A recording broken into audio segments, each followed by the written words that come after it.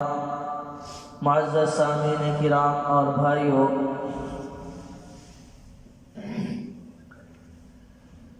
اللہ جل جلالہ نے اس امت پر بے بہا انعامات و احسانات فرمائے ہیں۔ جناب نبی کریم صلی اللہ علیہ وسلم کا مبارک فرمان ہے، ان اللہ انزل علی لامتی امانین، میرے اللہ نے میرے اوپر میری امت کے لیے دو امان نازل فرمائے ہیں،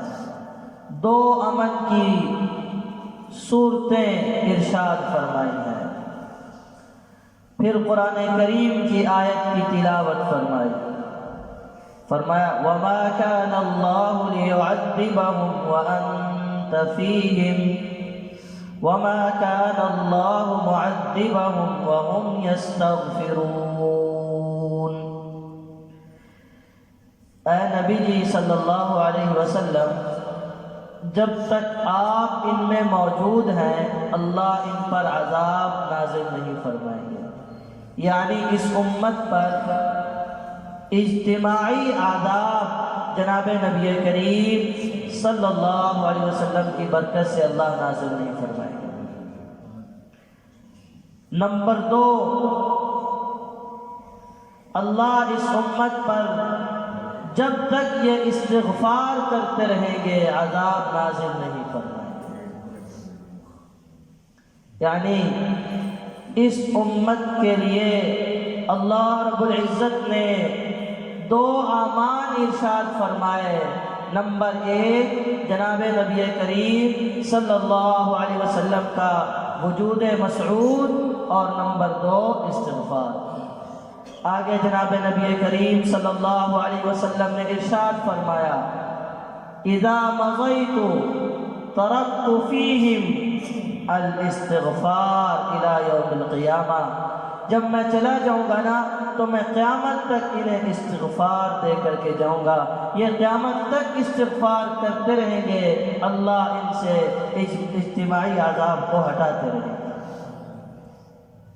میرے محترم بھائیوں اور دوستوں، آج امت پر آئے دن عذاب در عذاب نازل ہو رہے ہیں۔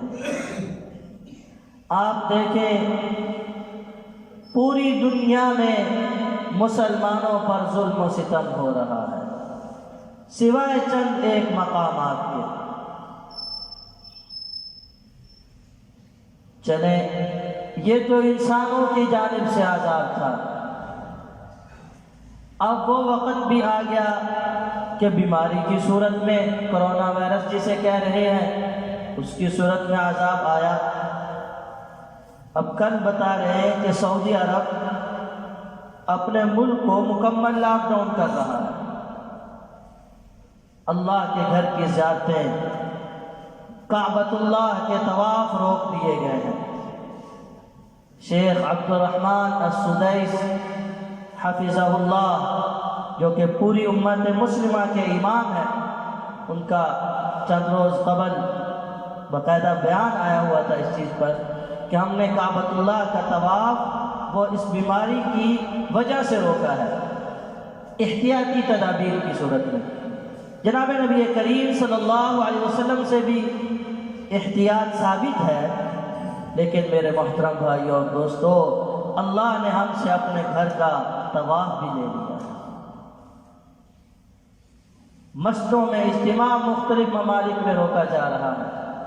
جیسا کہ گزشتہ جمعے دبئی میں اعلان ہوا کہ جمعے کے 10 منٹ کے بعد مسجد کو بالکل خالی کر دیا جائے۔ میرے محترم بھائی اور دوستو، اشد رجوع الی اللہ کی ضرورت ہے، اللہ کی طرف رجوع کرنے کی ضرورت ہے، اجتماعی توبہ کی ضرورت ہے۔ یا ایھا الذین آمنوا توبوا الی اللہ توبۃ نصوحا، اے ایمان والو اللہ کی طرف رجوع کرو۔ صحیح صحیح رجوع کرو، سچا رجوع کرو۔ حضرت یونس علیہ السلام کا تذکرہ اللہ کریم قرآن کریم میں ارشاد فرماتے ہیں، نینوا شہر میں اللہ نے انہیں نبی بنا کر بھیجا، انہوں نے اپنی قوم کو دعوت دی، شرک سے روکنے کی کوشش کی، لیکن قوم نے ان کی بات کو رد کر دیا۔ تو یونس علیہ السلام اپنی بستی چھوڑ کر کے اور انہیں یہ کہہ کر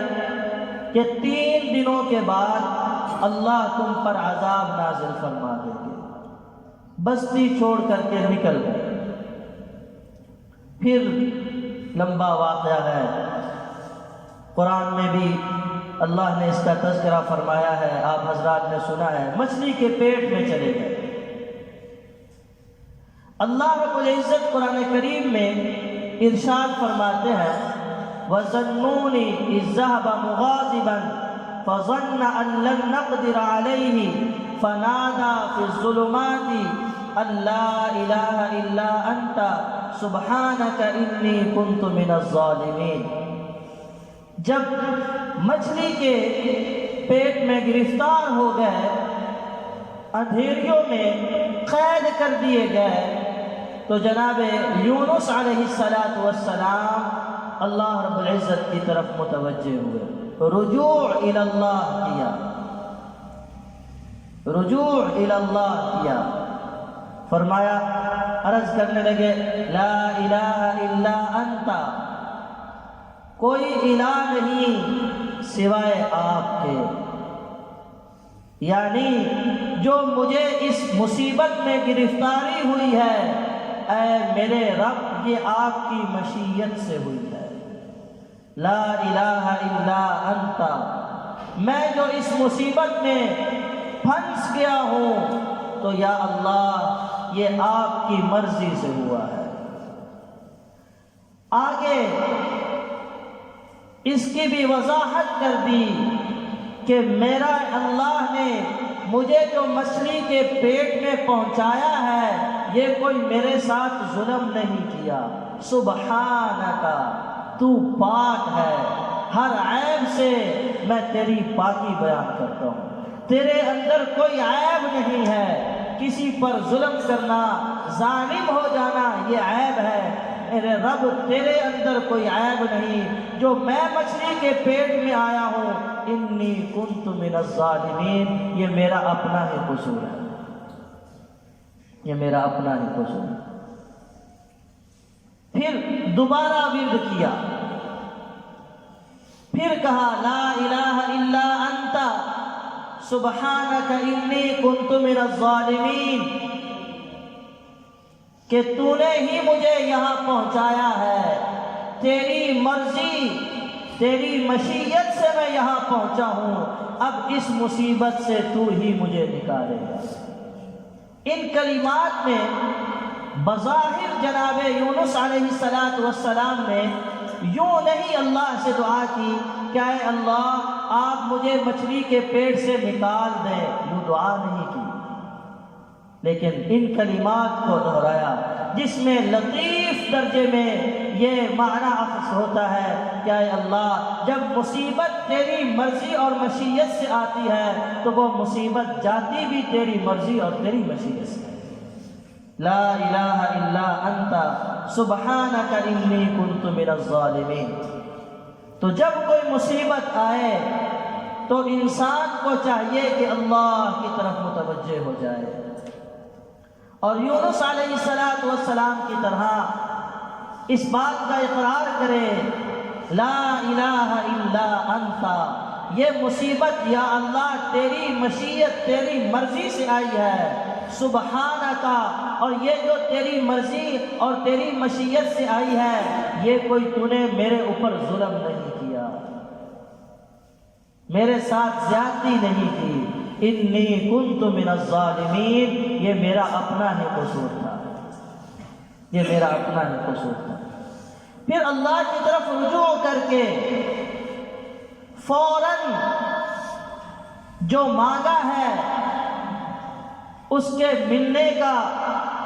یقین کر لینا اور نہ ملنے پر نا امید ہو جانا، یہ بھی اسلام کے مزاج کے خلاف ہے۔ آپ کو اس واقعہ کا بھی علم ہوگا کہ جناب یونس علیہ السلام 3 روز تک مچھلی کے پیٹ میں یہ کلمات بار بار پڑھتے رہے،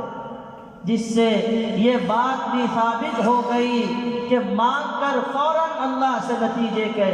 مطابق نہیں بن جانا چاہیے،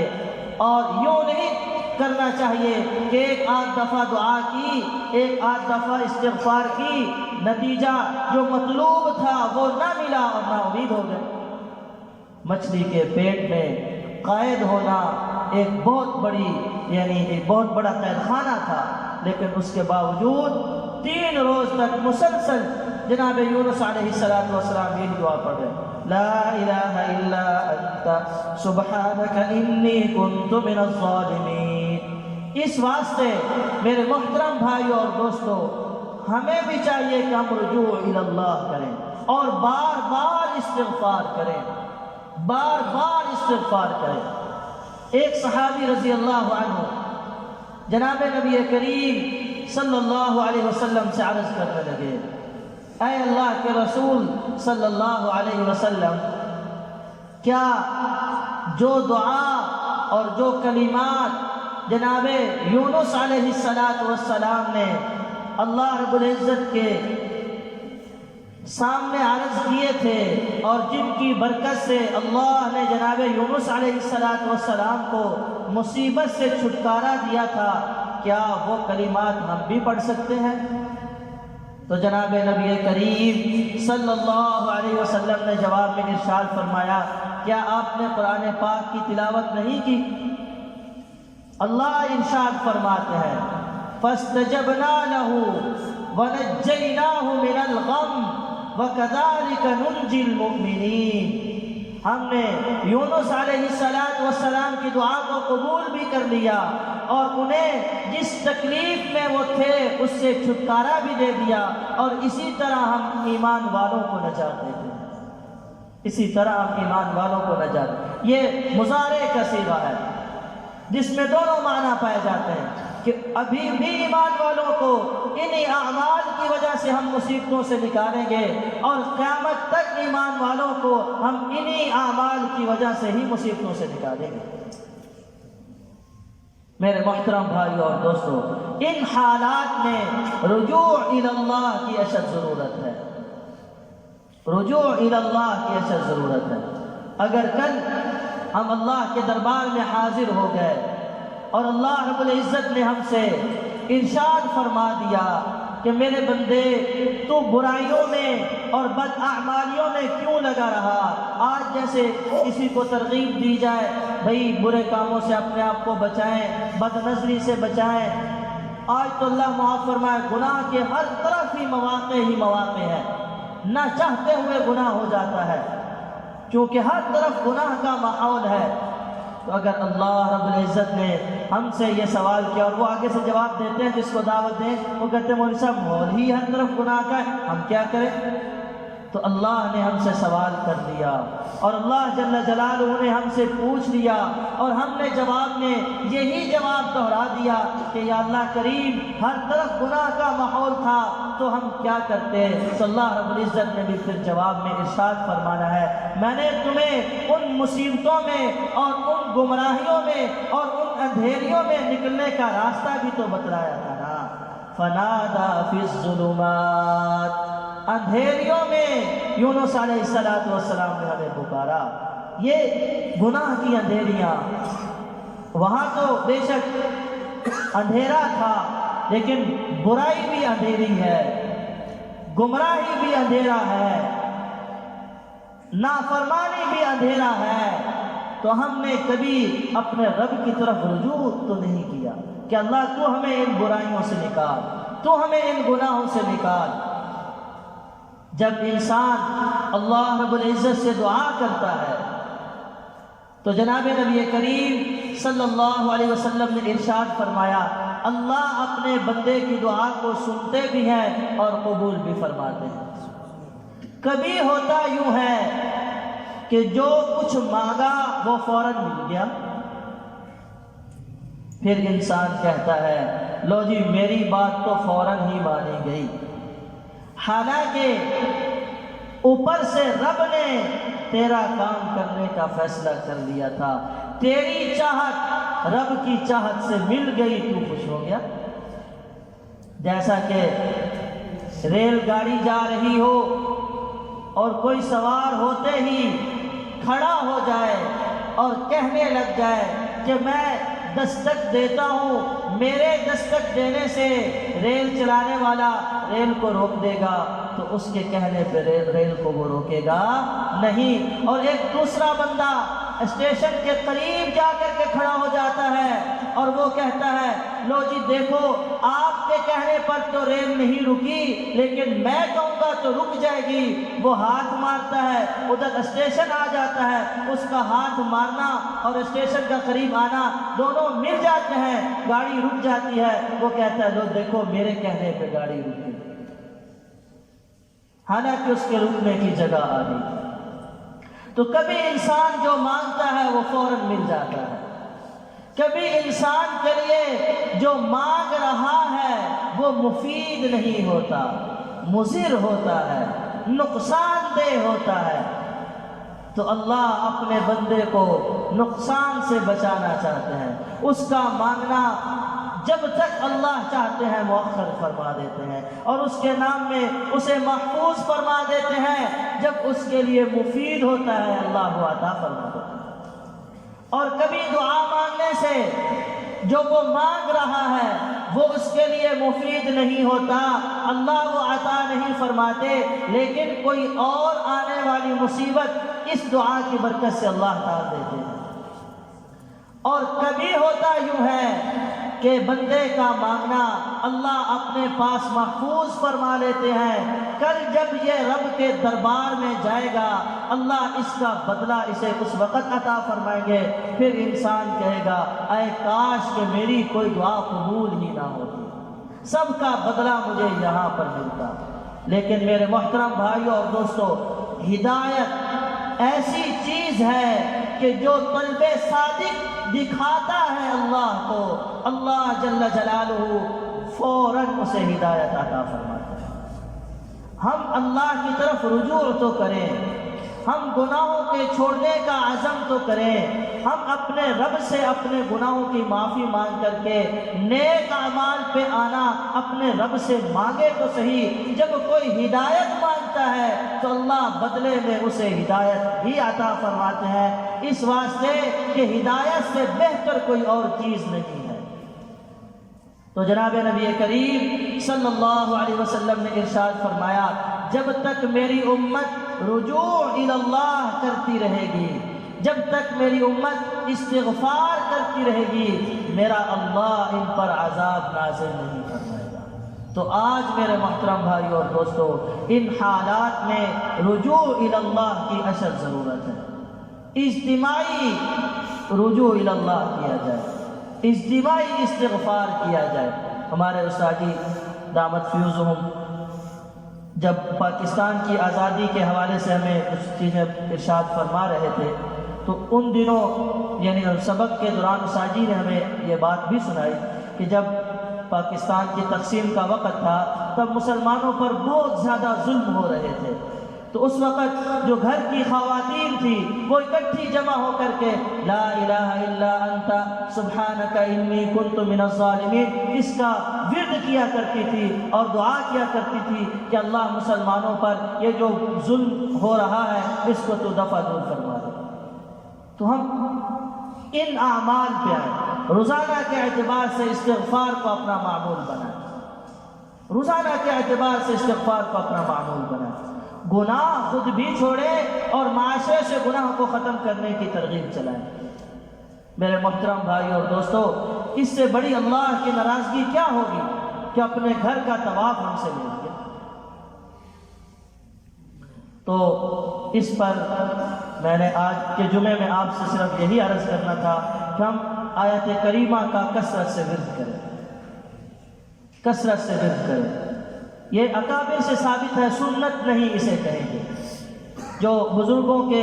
معمولات ہوتے ہیں انہیں اگر سنت کہہ دیا جائے یا سنت کا درجہ دے دیا جائے تو وہ پھر بدعات بن جاتی ہے۔ جو چیز جس درجے کی ہے اسے وہی رکھا جائے۔ تو 1.25 مرتبہ آیت کریمہ کا پڑھنا اس کو سنت نہیں کہیں گے۔ یہ بزرگوں کی یعنی تجربات سے چلا آ رہا ہے کہ اس کو چند لوگ جمع ہو جائیں اور اسے بیٹھ کر کے اس کی تلاوت کریں، اللہ اس کی برکت سے بھی مصیبتوں کو دفع فرماتے ہیں۔ تو اس کا معمول بنائیں، گھروں میں خواتین جمع ہو جائیں، مرد حضرات جمع ہو جائیں،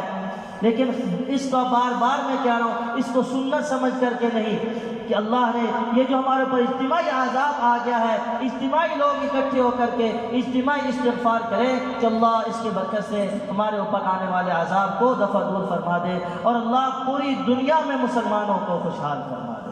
اور اپنی ہر دعا میں سارے انسانوں کو لے کر کے آئے۔ آج دیکھیں دنیا میں انسانیت کس حال سے گزر رہی ہے۔ تو میرے محترم بھائی اور دوستو، ہم مسلمان تو اپنے رب کی طرف ہی رجوع کریں گے نا جی انشاءاللہ۔ تو پھر نیت کر لی نا جی انشاءاللہ۔ آیت کریمہ کی تلاوت کی